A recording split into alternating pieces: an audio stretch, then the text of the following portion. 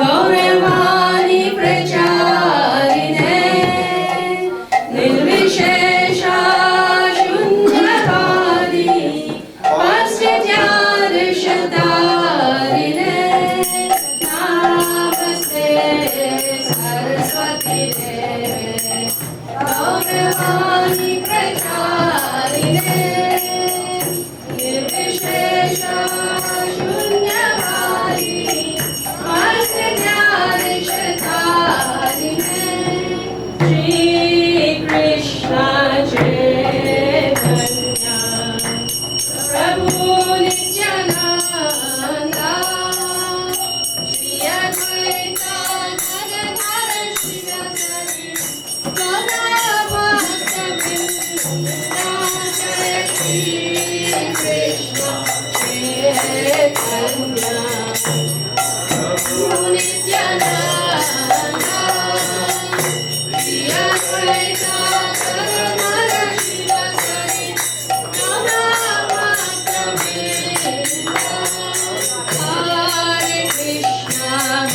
Hare Krishna Krishna Krishna Hare Hare Hare Ram Ram Ram Hare Hare Hare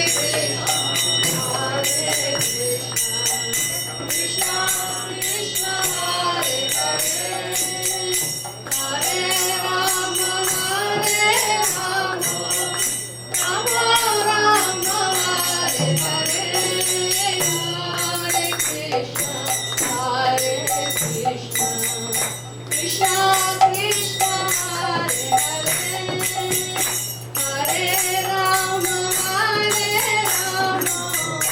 Ram Ram Ram Hare Hare Hare Krishna Krishna Krishna Hare Hare Hare Ram Ram Ram Hare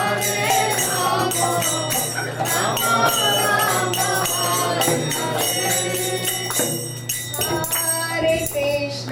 In North and South America to counsel, teach and present Krishna consciousness. He is currently based at the Iskcon temple in Buenos Aires, which is the capital and the largest city of Argentina. Once again, I'd like to welcome His Holiness Swami Maharaj to Iskcon Scarborough. So now we invite Maharaj to talk to us for a few minutes. Hare Krishna.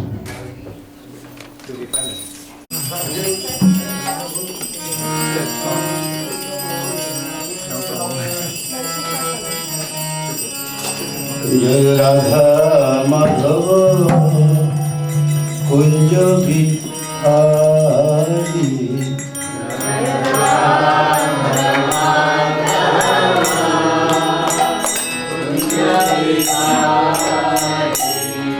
Jai Radha Madhav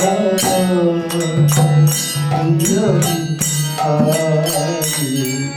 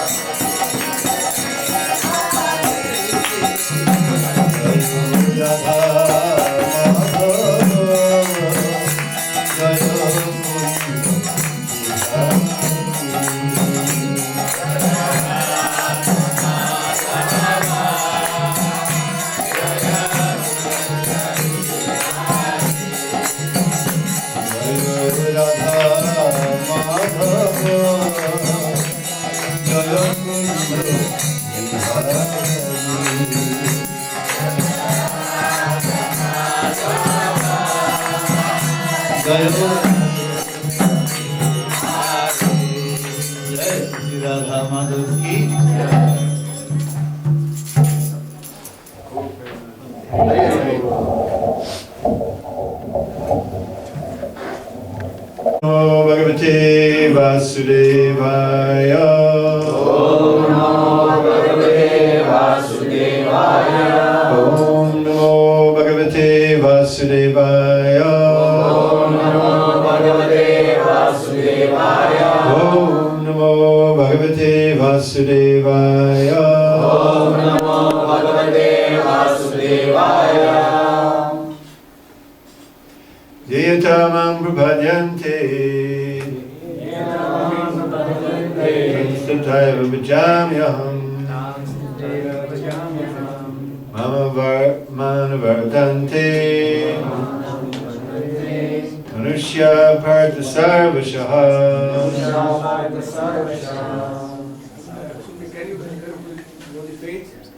The page. Page is 200. I'm sorry. 200? Yes. This is chapter 4, text 11. Chapter 4, text 11, page number 200. 200. Very serious student we have here. Yeah, regular members Maharaji, they come every Yes. they come regularly. As all surrender unto me, I reward them accordingly. Everyone follows my path in all respects, O son of Krita. So I'll touch on many of the things that Prabhupada says in the Bhagavad Gita and the purport. And we'll also discuss some other points. As all surrender unto me, I reward them accordingly. Everyone follows my path in all respects. Amagyanata Randasya Gyanjana Sarayana Chaksha Militam Jena Tasma Shri Varadena Vancha Kalpati Vyascha Sindhya Janaram So this verse brings to mind several things. It can be used in so many ways, understood in so many ways. It can be misunderstood also in many ways. It's like sometimes if you're speaking to a Mayavadi or a New Age philosopher, there are many New Age philosophers, speculators. They take this verse and they say, well, Krishna says, everyone follows my path in all respects. So in other words, whatever you do is fine. You do this, you do that, because everyone's on the path, right? Krishna says that. Everyone follows my path in all respects. Of course, they don't quote the first part of the verse, where Krishna says, as you surrender to me, I reward you accordingly. Different levels. Yes, so, and there's no surrender, there's no reward. If there's a little surrender, little reward. If one is engaging in sinful activities, then there's neither little reward or big reward. There's punishment. So, yes, everyone is on the path, Krishna's path. In other words, everyone is being controlled by Krishna. Everyone is subjected to his laws. And in this way, we can understand this verse. In other words, it's very easy to misunderstand, so we're so thankful that Srila Prabhupada has given us the proper understanding. And there's so many Bhagavad Gitas that Srila Prabhupada explains. Now there are probably over 1,000. And so many different interpretations are there in the Bhagavad Gita. And that's why Srila Prabhupada published the Bhagavad Gita as it is. It's interesting, I preach a lot in Argentina.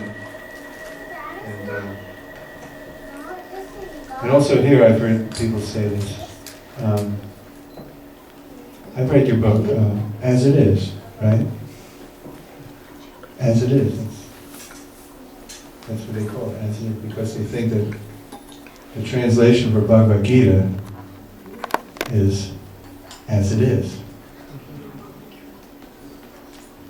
So why did Srila Prabhupada call it Bhagavad Gita as it is? Because he's read so many Bhagavad Gitas as they aren't.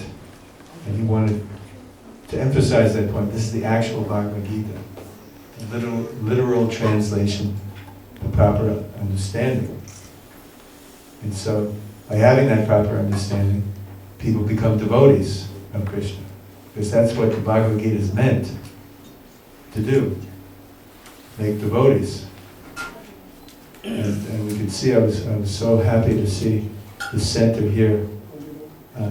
Especially, I didn't get a chance to look so much at the outside, but it's in a very humble area at this point in time. And I was thinking how Lord Chaitanya predicted that this chanting would be heard in every town and village. And so it's happening like that. This Hare Krishna movement is actually spreading gradually to every town and village in the world. The temple has a satellite center now. It will have other satellite centers. And before very long, the Hare Krishna movement will be everywhere, every town and village. The chanting will be heard. So that's testimony to the potency of the Bhagavad Gita, to Srila Prabhupada's potency. It works. Bhagavad Gita is meant just like, why did Krishna speak to Arjuna? To get him to surrender. And Krishna convinced Arjuna to surrender. And Prabhupada is presenting the exact same knowledge that Krishna has presented. The exact same conversation is there. And it's meant to have everyone surrender. And so many people are surrendering to Krishna by reading this Bhagavad Gita. How many are surrendering to Krishna by reading all these other Bhagavad Gitas? Have you read Bhagavad Gita? Yes, very nice book. Very nice book. Like you read a nice novel, good novel, good movie, and you put it on the shelf. Like someone just sent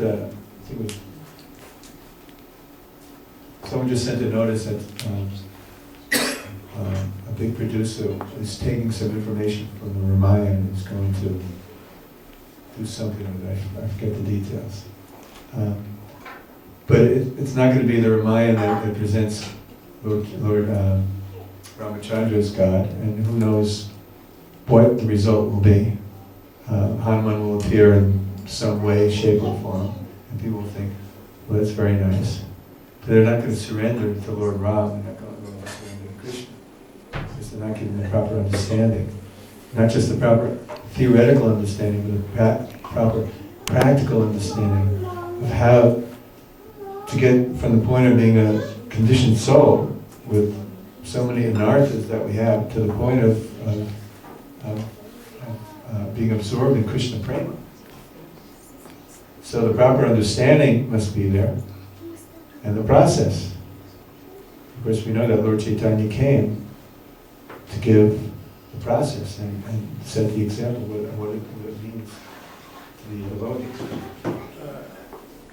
So I'll speak a few more minutes, then we can have comments and questions. You dealt with the things in a very nice way, beautiful. That's nice. But how to learn Krishna prema? There are many ways actually of chanting Hare Krishna. Yeah, I'll Then explain. meditation. Okay. And then there are other things just like Shravana, Kirtanam, anything like that. Yes. Which one is your favorite? My favorite? Which is the good one? I like maybe taking for prasad. salvation.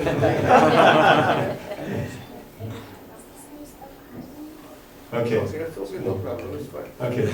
So I'll explain that. Okay. Just like, I wanted to make one more point before I explain that. Another very beautiful meaning of this verse. Actually, Krishna, he quotes this also when he's dealing with the gopis. The gopis' love for Krishna is so great. And Krishna is responding to their love because he appreciates it so much. At the same time, their love is so single-pointed, so focused on Krishna, that it is so powerful and absorbing and enchanting. Their surrender is just inconceivable. The gopis gave up everything. They gave up their reputations, right? Krishna played his flute. They just left. They went into the forest in the dead of night. They gave up their reputations, everything. Willing to give up their lives, their chastity, everything for Krishna. So it came to a point where Krishna was so overwhelmed by their love, he felt incapacitated in terms of fulfilling the promise that he gives in this verse. As they surrender, I reward them accordingly. But he couldn't do that with the gopis. He couldn't reciprocate their love. It was so great. So he told them that I can't love you in the way that will satisfy you. I don't have the capacity to reciprocate on such a level. You'll just have to be satisfied with the service in itself. I can't reciprocate that love. And that's how intense the love of the gopis was. And even above that, when Krishna was dancing with the gopis in the rasa dance, when Radharani left, even though Krishna was with those gopis and their love was so great, Radharani is the personification of that love. She's the pinnacle, the epitome of that love. All the gopis are expansions of Radharani. And they all have qualities that Radharani does have, different aspects. Radharani has 25 very special qualities. And the gopis are manifestations of those qualities, and they satisfy Krishna in all these different ways. And Krishna was absorbed with these very same gopis. But because Radharani left, Krishna was unsatisfied, because her love was the greatest love, the source of all that love, the personification of the Ladini Shakti, pleasure-giving potency, which is, what is the pleasure-giving potency? One's ability to love. So this is the position of Srimati Radharani. And so there was no way that Krishna could reciprocate her love. In fact, he was so bewildered by it, he was so curious, he wanted to understand it. He wanted to experience it. And he also wanted to know what it was about himself that Radharani was so attracted to, that she expressed so much love. So what did he do? He decided to take the mood of Radharani, right? He wanted to take the mood of Srimati Radharani. So he came as Lord Chaitanya to taste that very, very special love, that Mahabhav. There are various stages of prema bhakti. Once a devotee, I was just reading, was asking Prabhupada about these very advanced stages. He said, he said, you can read about them and understand them, but don't pay so much attention at this point. Practice Krishna consciousness. But it's nice to know at least that these different stages of love of God exist, because that gives us a goal, a focus, that if I simply follow the directions of Srila Prabhupada and the Acharyas, then I'll gradually advance to that platform. Ado, Shraddha, we have a little faith, so we associate with the devotees. Okay, I'll go to that little place they have advertised there. Or I'll go to my friend's house, who's invited me. Sadhu Sangha, I associate with devotees. I start chanting Hare Krishna. Do you remember the first round that you chanted? Someone gave you beads. Do you remember? The devotee gave you beads, encouraged you to chant. Remember? Remember the first round? Very special, right? So you begin. Remember when you first chanted Hare Krishna? Do you remember when you got a very special taste from the holy name that convinced you, yes, this is my favorite song now. And I'll chant this a lot. Remember that feeling that you got? And these experiences, very, very special. I forgot how I started that point. I just got a little distracted.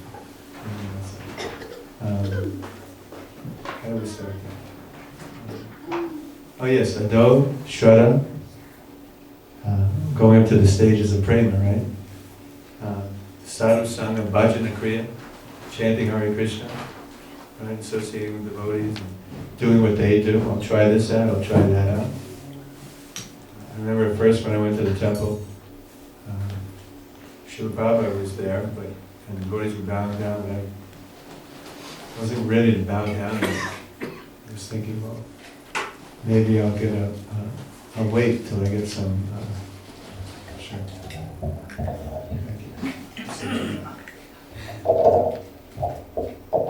I'll wait till I get something, and then I'll do that, I'll bow down. And I remember Jagadish, he was the first temple president in Toronto. Any of you remember Jagadish? Anyone? You do? Ah. So he was the first temple president. We were friends before I became a devotee. Before we became devotees. He was the first devotee I saw shaved up, actually. So we were friends. And all of a sudden, there he was sitting on the steps of Norton Union, University of Buffalo. Completely bald head. And with a little thing in the back. I said, and we were all hippies at that time. And we all had long hair, and so did he. All of a sudden he had a shaved head. And he was dressed in robes. I said, what's going on? I said, what's your philosophy? What are you doing? He said, Krishna's God. God is a person. That's what he said. God is a person. That was like, I hadn't heard that since I was a little child, thinking that God was an old man with a white beard. You've seen pictures of God like that? The Bible and pictures, you see God with Michelangelo. It sounded like God is a person. And he gave me back to Godhead. And I read it. And it was funny because all the names of the contributors to the art. Oh, Das, Das. I've never seen these names before, but it was very attractive, especially knowing what we used to do and seeing him living a very pure lifestyle. Very, very impressive. So these experiences have a great impact.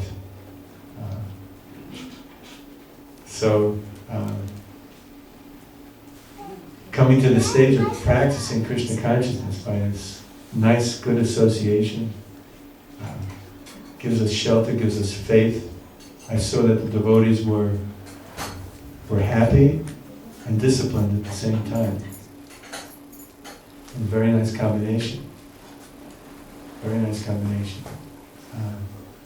And it inspired me to undergo discipline because I wanted to be as happy as the devotees were. Sometimes you might think, well, I'm not so happy, or think about all the problems or this or that, or trying to organize things, get things ready for a program. You're running around here and there, cooking, trying to organize this and that. You put on programs like that before everybody's like working and trying to get things together, and this goes wrong, and fix that, and you only have 20 minutes left, and before people start coming, everybody's running around, and people come. Hare Krishna, welcome to the Hare Krishna temple. And then at the end of the night, people say, you devotees are so peaceful, calm, collected. I've never seen a group like this before. And we're thinking, oh boy, that was tough getting all that together.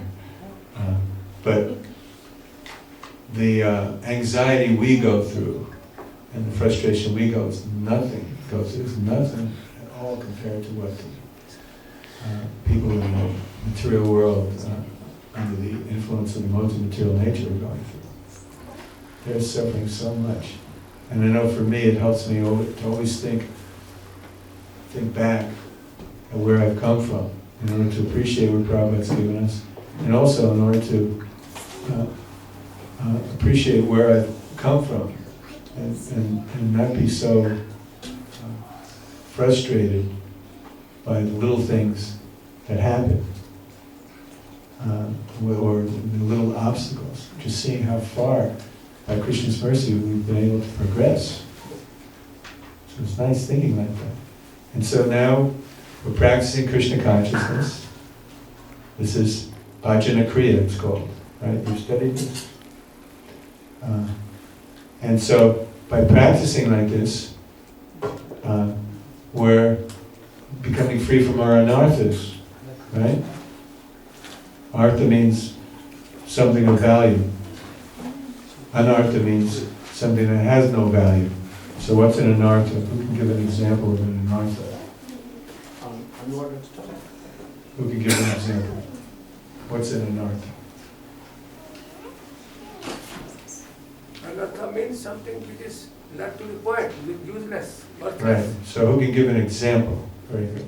We are wasting our time in material activities. Best student. Yeah. Material activities. Lust, anger, greed. Yes, these things in the heart, these qualities, yes. Yes. Yes. Because These things in the heart that are preventing us, that are covering over our pure love for Krishna, these are anarthas. So we're in the stage of anartha nivritti, becoming free from these anarthas by the practice of Krishna consciousness. Of course, it's not automatic that very soon we'll come to the platform of nishta or become completely fixed and steady in Krishna consciousness. this is what I actually, this is what I highlighted from here. Okay.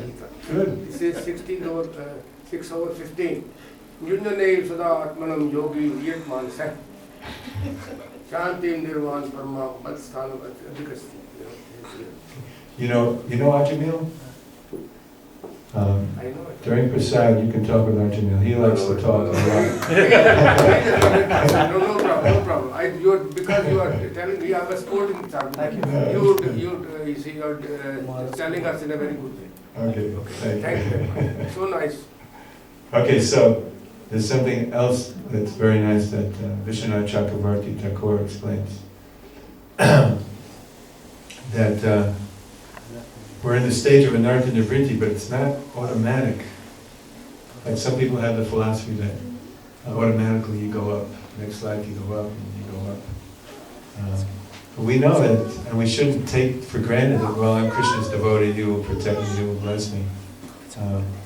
We have to execute Krishna consciousness very diligently to become free from these anarthas. These are qualities that are unwanted, but they're very deep-rooted in the heart. So when I heard of all the nice activities that you engage in here, I was very, very impressed. Because this is the way, Shravanam Kirtanam, just like that verse, Nitya Siddha Krishna Prema Sadhya Kaunoi, that Krishna Prema is eternally within the heart of the living entity. It doesn't come from somewhere else, it's there already.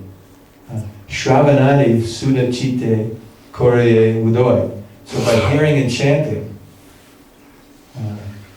that pure love of God awakens. So the more that we hear and chant Hare Krishna, hear the philosophy, discuss the philosophy, then the more that love awakens, the more those anarthas become removed. That's our process. And Jiva Goswami explains that our attraction to hearing is a very nice barometer of how absorbed we're becoming in Krishna consciousness and how we're advancing. If our attraction to hearing is increasing, that means we're advancing very nicely. If we're losing our attraction, that's a danger sign. Oh, I don't feel like reading, I'd just rather read the news or watch television or talk on the phone, something like that. So it's a very good barometer. But if we hear and chant nicely, then we have all opportunity to continue advancing. This stage of Anartha Nivritti is a very long stage because we have so much to become free from, to come to the platform of Nishta, or becoming fixed, which means always engaging in Krishna consciousness. I have 24 hours a day. And then there's one other thing that we need to avoid in order to keep becoming free from these anarthas, and that's offenses. So there are things that we need to do to keep progressing. Those are called rules. And then, what is it, yama niyama? And then the regulations are those things that we shouldn't do. And those are the aparads, the offenses. And when Prabhupada talks about offenses, normally he's talking about Vaishnava aparad. So, if we're careful to avoid offenses, and if we're careful to continue practicing Krishna consciousness. And another point in terms of practicing Krishna consciousness, Ajamil and I were reading the other day, Prabhupada said, I forget the exact quote, but he was saying if one cannot get up early in the morning, then one has very little opportunity to be able to advance in spiritual life. Getting up, why would Prabhupada say that? Because what do we do in the morning? Early in the morning. Early in the morning we're free, no obligations. The day doesn't start until a certain hour when the kids have to go to school or you have to go to work, etc. The day begins, but before that, nothing. Brahma Muhurta, we can hear, chant, reflect, write, really become absorbed in who we are, our relationship with Krishna, the most wonderful moments of the day, auspicious. That's why Arti at that time is called Mangal Arti. So many nice things we can do in Krishna consciousness to keep us on that path and progressing. And so many things that aren't nice that we have to avoid. And we've seen when Prabhupada, after several years, after having begun the movement, after several years, sometimes Prabhupada would see a devotee leave. He would call it blooping. That's to imitate the sound of the soul falling back into the ocean of material existence. Prabhupada said, bloop. So devotees would bloop, they leave Krishna consciousness. And Prabhupada said, don't be surprised who comes, be surprised who stays. So, how can we stay fixed in Krishna consciousness in spite of all the allurements of this Western world? There are so many now. Not just the Western world, you go to India, it's practically the same thing, right? So there's no escaping. In fact, in India there are more cell phone towers than practically anywhere else in the world where you go. And I want to show you something. Just, I don't know if I can find it very fast. It's reminding me of something I saw in India recently. So we can find it.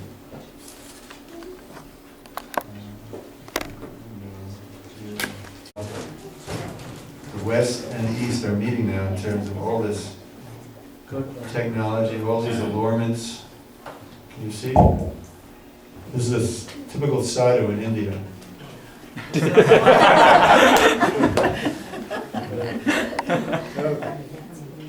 got his cell phone in one hand, and he's got his cigarette in the other hand. And he's got his begging pot somewhere. He's saying, "How you doing over there? How's the donations? You doing pretty good? Maybe I should go over to that side of the hill." So it's like that, isn't it? Maya is invading the home. The computer's there, the television's there, video games. I was watching at this devotee's house. I was watching with his family. I was visiting him, and it was just the finals of the spelling bee. They have a national spelling bee in America, and very often little Indian boys and girls are right on top there, right? So this Indian boy won. It's a few years ago, 11 years old, something like that. And I think he won $1,000, maybe more. And so he said, "Oh, Sanjeev, what are you going to do with the money, with your prize?" "Well, the first thing, I'm going to buy video games." And so that was the first thing on his mind. And so they're quite addictive. They're quite addictive. This is how Maya is just entering in. I went to visit a devotee. Whoops, getting late. I went to visit a devotee in Alachua, and I said, "Well, where's your son?"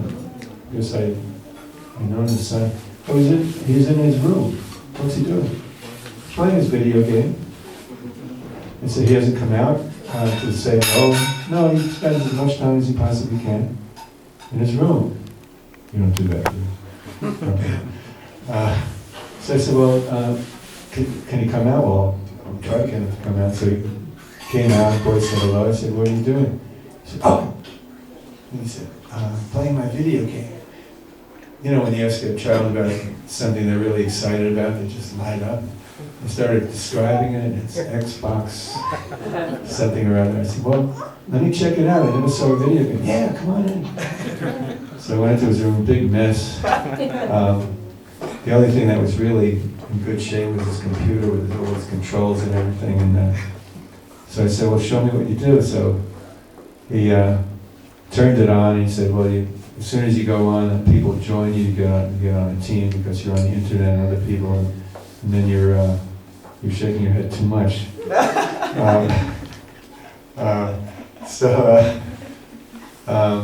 And he started playing it, and what it was is this bombed out city. Reminded me I was in Sarajevo with Jadina's film about 15 years ago.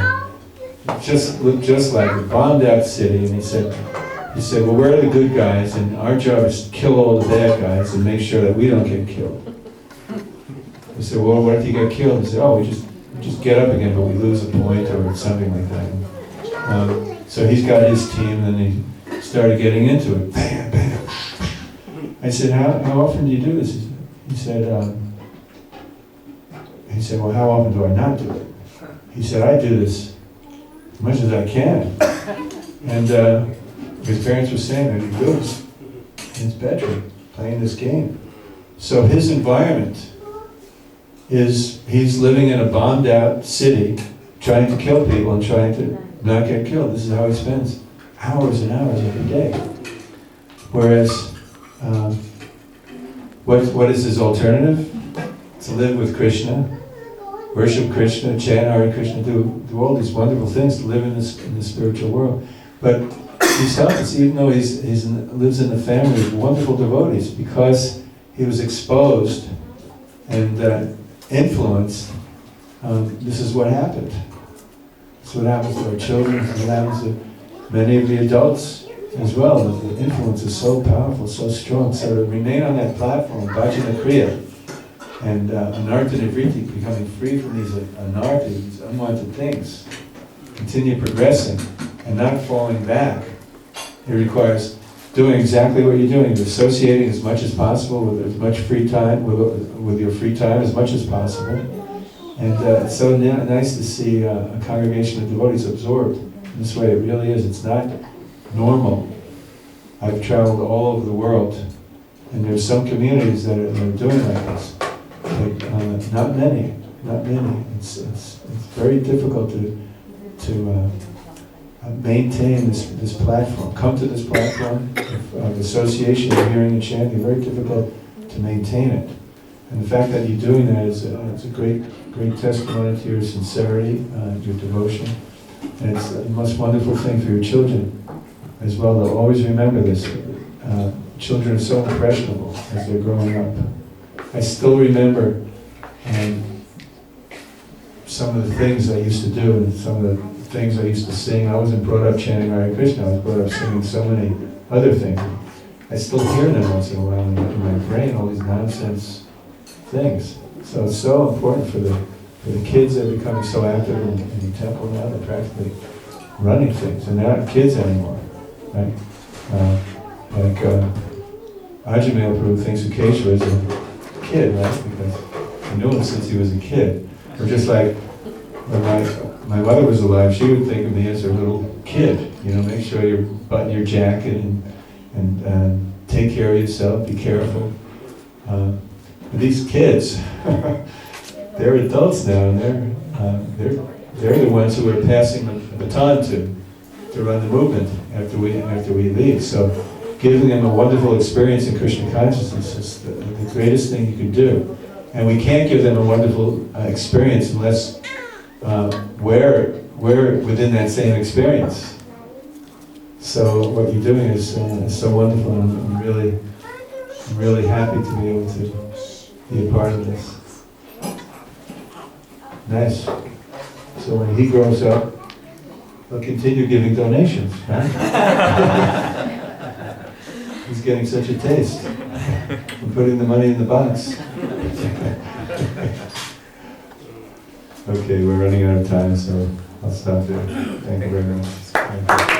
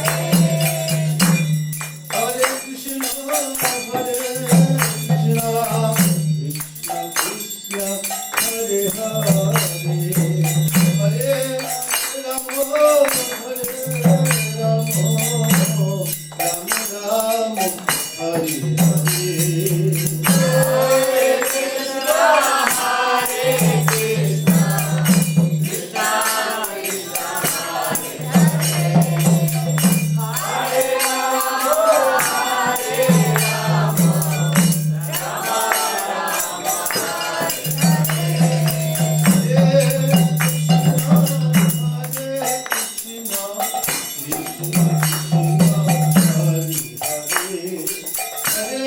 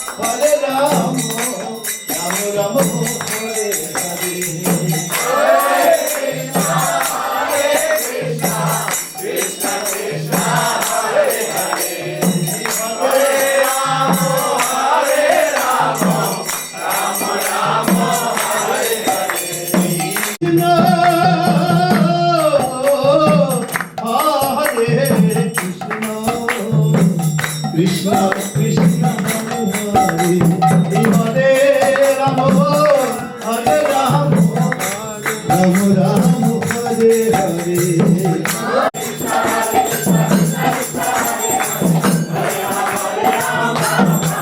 Hare